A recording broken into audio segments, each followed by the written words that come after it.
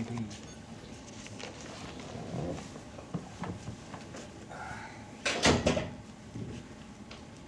Well, heck of a first half, huh? Yeah. I guess you got to play 60 minutes. That's what they told me after the game. What was the difference between the first and second half?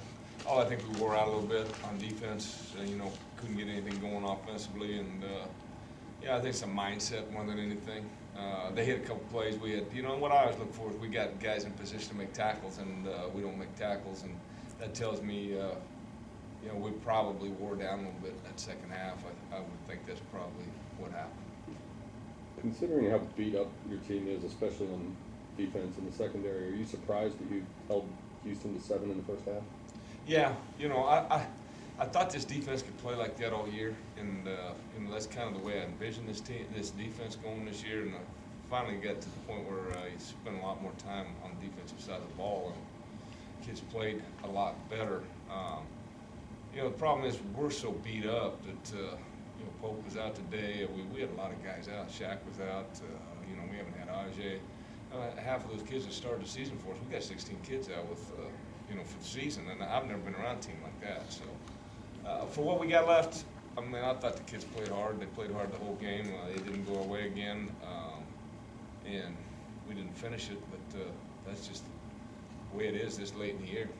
Defensively, can you talk about how difficult it is to get your secondary guys doing what they need to do when they're so shorthanded? Oh yeah, it's unbelievable. Guys got to change positions and all that stuff, and then we had Nate Halverson. He was ready to go in the corner, and they ended up putting him back in as a receiver, and ended up hurting his knee. I think he's going to be day to day, but that's just one of those things. We were down to two corners, and then Greenbrier knocked down for a little bit there, and then one of the other safeties went down. Darian Richardson went down. You're down to, okay, if we get one more guy hurt, I don't know what we're going to do. We're going to go grab some guy on the bench that's got a number that fits and throw him in there and tell him don't get beat deep, I guess. When Greenbauer went down twice, really, in addition to the tackles he makes, isn't part of his responsibility getting people lined up, making the calls? Oh, no doubt. That was the biggest panic we had. When he went down, it's like, oh, God, we don't, Rich is a little young to be getting that stuff done, and Greenbauer's kind of the general back there in secondary, gets things lined up, makes the checks for the coverages and the fire zones and those kind of things. And that's scary, really scary. And I'm just glad it wasn't anything real serious. Coach, in all your years of coaching, have you had, for better lack of words, a season that's been as challenging as this one has been? No, this is it.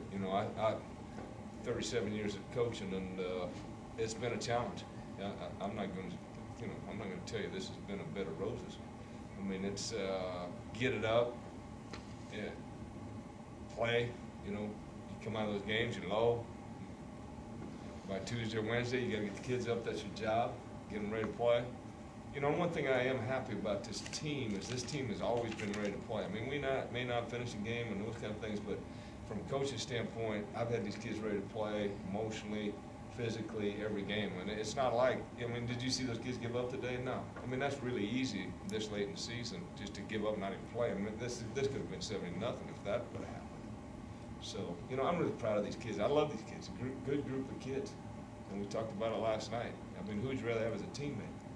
But we're just not getting it done, in the win-loss column, which that's what it is in college football anymore.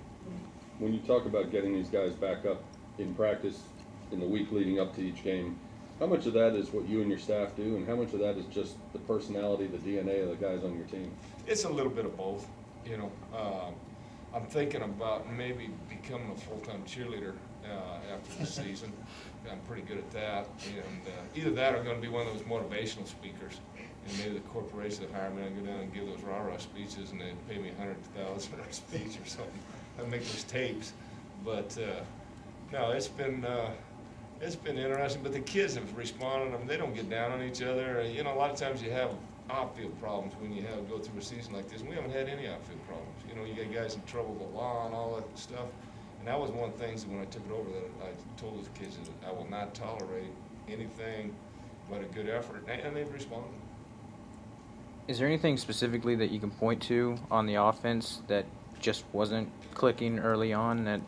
Well, I was worried about these guys because Houston's always had great speed on defense, and that's a good defense. I mean, I look at defenses, them and Central Florida are two of the better defenses in the country, and I was worried about, our lack of size and speed versus their size and speed, and it really kind of came true. I mean, Is that Matt why- did some amazing things to me. I mean, one time he's got the jersey almost pulled off and he came out of there running, and I was worried about that going in. I thought that's a good defense, and we're not that caliber right now. I mean, we've been and we will be again, but we're not right now. Is that why Gaines got in the game to kind of I size really mismatch? don't know why Jason had him out. We went a couple, 3-4 weeks without seeing him, and all of a sudden he's back in the game. You guys are gonna have to ask him that. I've kept this program alive. I haven't really got too involved with the offense. I've tried to maintain the defense, and when I felt like the defense was really slipping, I really walked away from the offense more than anything and let those guys run it. So you have to ask Jason. On Gaines' touchdown, he comes across the middle to make the catch and then sort of ran away from the secondary. Right. Are you surprised that he was able to pull away like that? Not really. I thought he was a great athlete when we recruited him. I mean, I talked to some of the coaches in Texas with Mac Brown, and they were really kicking themselves that they didn't take him. And I think he's that kind of athlete. The next guy in here, I hope he uses him as an H-back or U-back. That's what he is. Anything else, guys? Thank you. All right. Appreciate that. Appreciate it, Coach. Yep. You guys only give me one more week. I'm gonna miss you guys.